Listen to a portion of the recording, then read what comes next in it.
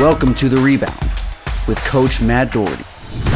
Welcome to The Rebound. I'm Matt Doherty, and I'll be your host. On this show, we focus on the topic of leadership and overcoming adversity in an open and raw kind of way. We discuss failures and how to rebound from them. Today with me is Nancy Lieberman. Nancy Lieberman is, the epitome of basketball, a trailblazer, one of the best basketball players ever to play the game, male or female. I think when people think about some of the greatest players in the game, we think about Hall of Famer Nancy Lieberman. Nancy, welcome to the show. My pleasure. Great to see you again. Nancy, we were talking off the air about what you're up to. Besides doing games for the Oklahoma City Thunder, what are some of the projects you're working on? And tell us about your charity. Well, first, let me say I'm really proud of the Thunder. They're the second youngest team in the NBA, and they're in first place, I believe now, a game over Minnesota. And they're just, they're the type of team you and I would like to coach. And Coach Dagnant is pretty unbelievable. I think he's going to be Coach of the Year. The fact that Shai Gilgeous-Alexander is only 25 years old, and he's just a supreme leader, everything you're talking about. He's a giver. Some people lead and they're loud, and some people lead and they're just a little covert, but you could just see it by their personality, how they handle themselves, and everybody leads in a different way. So he has an effect on his teammates, and it rubs off on the culture of that organization. So I'm very proud to be a part of that. For myself, I do games for Fox, college games. I'm coaching in the Big Three. This will be my 6th year. I left the NBA to work for Ice Cube. How great is that? To have him as my boss and my friend. Yeah. But my charity is a game changer. If you would have asked me, like when we were both like in our 20s, like, what are you going to do in 30 years? I'll be like, I'm a baller. I'm trying to be the best basketball player in the world, this, that, and the other. It bordered on a little bit of arrogance, a lot of confidence, because that's what we're sort of bred to be. And I had so many like super cool mentors for me in my life. I had Muhammad Ali. I've had Warren Buffett. I had Kobe. I had really some super great people, including Billie Jean King when I was 22. And each kind of poured into me, like, what are you going to do? Do you help you or do you help others?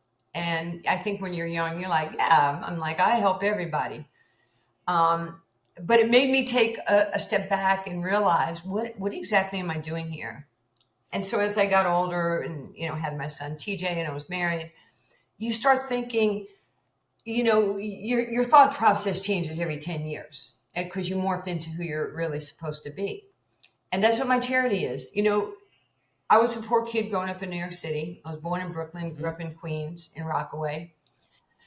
I had no father, had no food, had no heat, had no electricity, and we were one grandparent away from food stamps.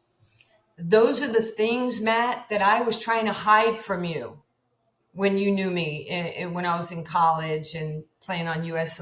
Olympic teams, because I didn't want to feel less than. But I was really broken and angry my childhood.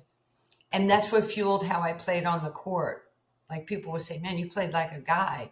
Yeah, I wanted to kick your ass every time because it allowed me to let go of what I was feeling inside. And I really didn't know how to manage that. And I've poured that into my charity. What's the name of your charity? It's Nancy Lieberman Charities. We're a children's charity. We've given, over $11 million the last decade to the underserved kiddos because I know what that feels like. Yeah. Like Matt, I don't just wake up at 50 or 60 years old and say, you know what, let me have a moment of, reflection or good consciousness. I was that kid. I was that kid in the hood. Let's talk about that. I want to talk about leadership. You were very fiery. You just admitted that. You were competitive as heck. How did that serve you well as a player?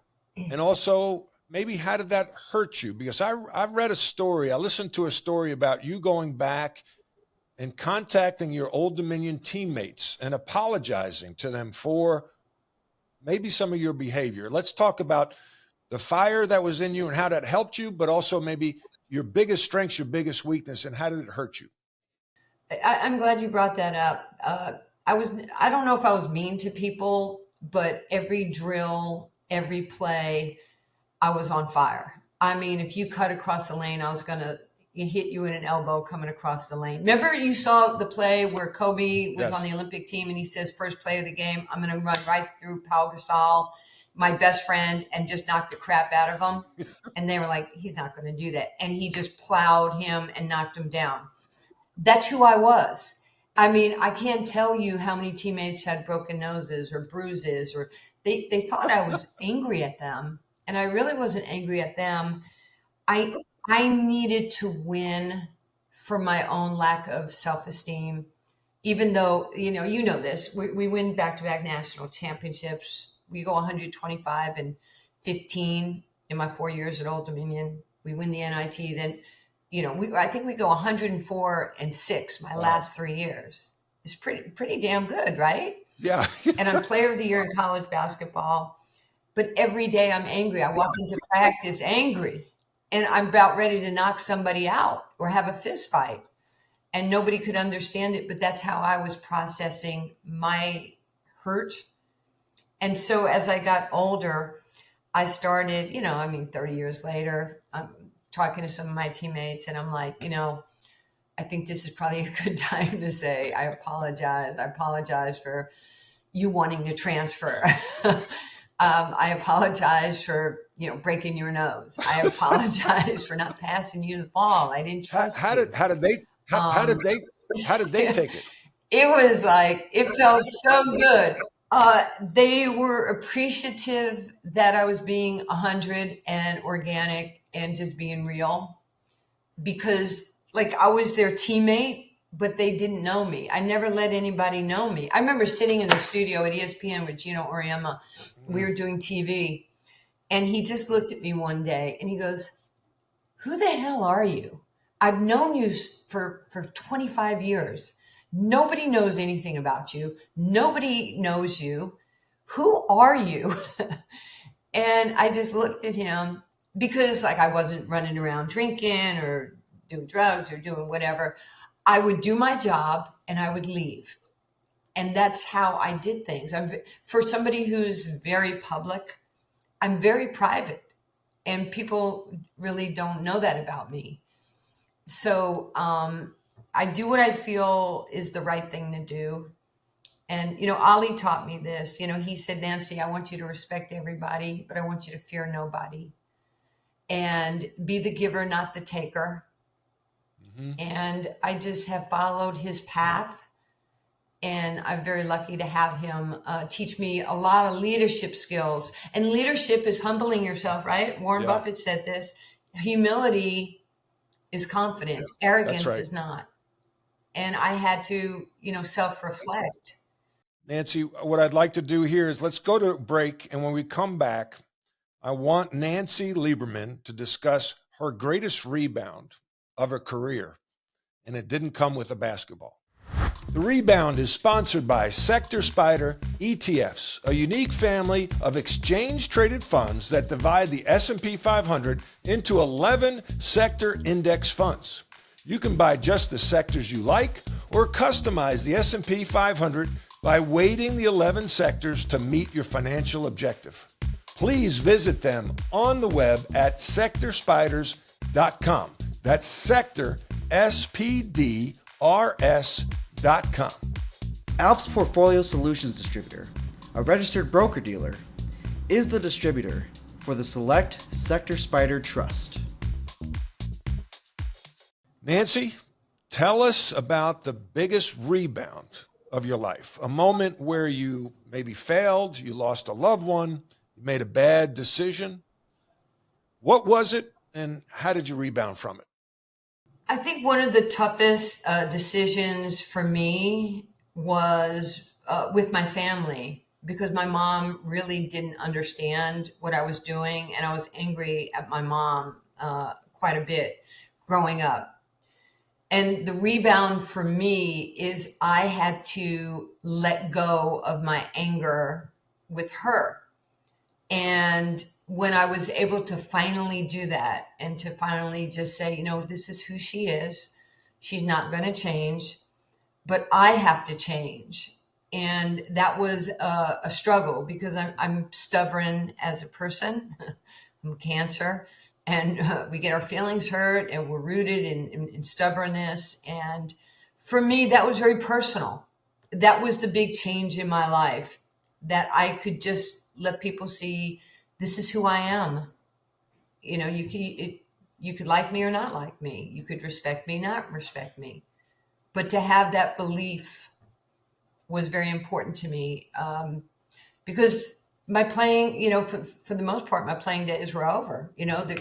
Sometimes you get tricked by the adoration of the crowd and people. And, I had this conversation many, many years ago with Michael Jackson. And, he said he got a lot of his love and how he felt about himself was because of the fans were yelling and cheering and dancing to his music. And we both sat there crying one day on the floor. We were sitting in the dark. Wow. And I was like, yeah, I feel the same way. I get a lot of my self-esteem from the crowds that watch me or call me Lady Magic or, all these really nice things because it makes them feel good. You know that when you play. That's right. People get attached, right? The power of the logo. And I had to stop. How did you replace that? How did you transition from Nancy Lieberman, All-American basketball player, to, I always say you used to go to the front of the line at the clubs and then your career's over and you went to the back of the line. So how did you deal with that transition from being in the middle of the court, playing Lady Magic, and to not playing? So your career's over. I wasn't ready for my career to be over. That was part of the problem. There was no W in my prime. I was playing against Tom Zalagaris at 3 a.m. in a gym in Norfolk, Virginia, when Coach Smith called me and asked me to stop. Nancy, it has come to my attention that you were playing in down on Granby Street in Norfolk with Tom Zalagaris. I said, yeah, he beat me 11-9, coach. It was like a really good game. And he goes, I prefer you not do that. Really? So, I still have this love for the game. I had the love for the game at 10, and I'm 65 years old, and there's not a day that I don't like competing or basketball. And, Kobe and I talked about that, and, Kobe talked about people being dogs. And I said, well, I'm not a dog, I'm a wolf. And he goes, what do you mean? I said, wolves eat dogs. And we just started laughing about that. And, it's like, you're the mamba, but the mongoose can kill the mamba, So, I just had to start really recognizing that I was really a different person. So how do you manage triggers? Because, I'm intense. I grew up not far from you. We played kind of the same era. And if you showed up at the park soft, you were considered a punk. So you had to bring that intensity. And that's part of what made you a great player. That's part of what got me on the court with the likes of Michael Jordan and James Worthy, because I wasn't that talented. But when you became a coach, how did you manage that fire, that intensity, where it didn't get in the way of your leadership? First, let me say the greatest thing you can ever do in sports is play the game, and certainly play it at a high championship level, because that is part of, your DNA. How do you prepare? What sacrifices are you willing to make to get to a higher level? When I started coaching, my first coaching job was in 1998 with the Detroit Shock. I was their coach and GM in the second year of the WNBA.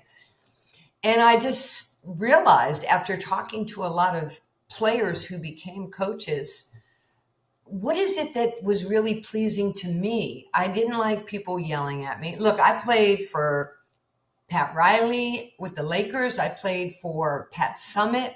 I played for Jody Conrad. I played for Dean Meminger in the United States Basketball League, which was a men's league. I really loved being coached and being coached hard. I hated when people were yelling at me. Talk to me. Explain to me. Give me the why. And so I decided that when I was going to coach, it was going to be 360 communication. Mm-hmm. I'm going to tell them what things that we need and then tell me if you can fulfill, some of those areas. My job is to celebrate you, not tolerate you. Not everybody's going to stay on our team. Some people don't fit in, but that doesn't mean your career is over. It means that there might be a better fit somewhere else. Can you repeat that? You said celebrate you versus tolerate you? Yes, I think it's important to celebrate your players and not tolerate your players. Wow. And let them know that you care about them as human beings. The first time, my first road trip in the NBA G League, when I was coaching the Mavs G League team in 2010-11, we went on a road trip out to Bismarck. And the first thing I said to players is, to Donnie Nelson, I said, I'd like to take the team to dinner for Thanksgiving. And we sat around the table at a restaurant out there, and we went around the table and I said, just from the coaches to me, to the players, tell me a little bit about who you are. I found out that some of my players had parents that were incarcerated. Oh, God. Some had great families. Some had problems with siblings. It was really cathartic to hear who these young men were. Then I could understand better.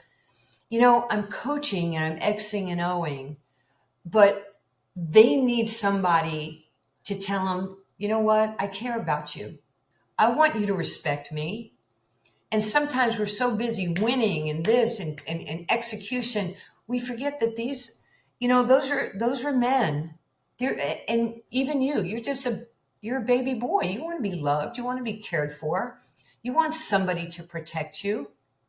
That's me. I'm Big Mike on the blind side. Right. I have protective instincts, and I will step in front of a bullet for my players and my family because I don't want anybody to get hurt. And I think I can solve problems. And that's my yin and my yang right there.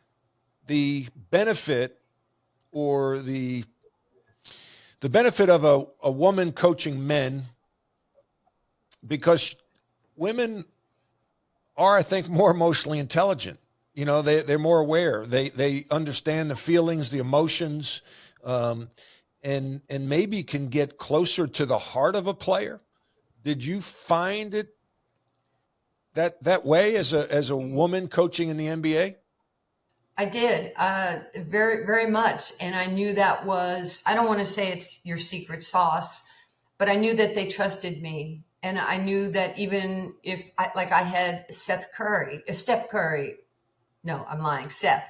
And, Seth really never got a chance to play. And every day, how I had Rudy and I had Omri Caspi and I had Bellinelli and Seth. And every day I would just pour into them, you're going to play. Don't worry about it. I understand, it's hard when you don't play, but it's 82 games. And I promise you that if you just continue to work hard and have a belief system, and then, the last 16, 17 games of the year, George Karl sat a lot of the guys and, Seth Curry started for us. Matter of fact, his last 16, 17 games, he shot higher from three than his brother did, percentage-wise. Then he goes on, the Mavs sign him, Portland sign, and whenever he's done, Seth Curry will have made $100 million because he stayed the course. Well, Nancy, we've got a little less than 2 minutes. Normally I let you ask me a question that I should have asked you, but today's game, there's a young lady named Caitlin Clark. And I think about Caitlin Clark and how good she is and what she's done for women's basketball. But I wonder how you would fare in today's game against Caitlin Clark. I have a little feeling that I'd give the edge to my friend from Far Rockaway. What are your thoughts on your comparison to Caitlin Clark? Well, first, I want to say Caitlin is a friend, and she's won my Point Guard of the Year award the last 2 years. I fully expect her to win it in a couple weeks, which would be the third time, and only Sue Bird has done that. I think Caitlin is amazing. I actually disagree with Jay Billis and Jay Williams, where they say, well, she can't be considered the GOAT because she hasn't won the chip yet. Right. So, Matt, my chip and your chip are different.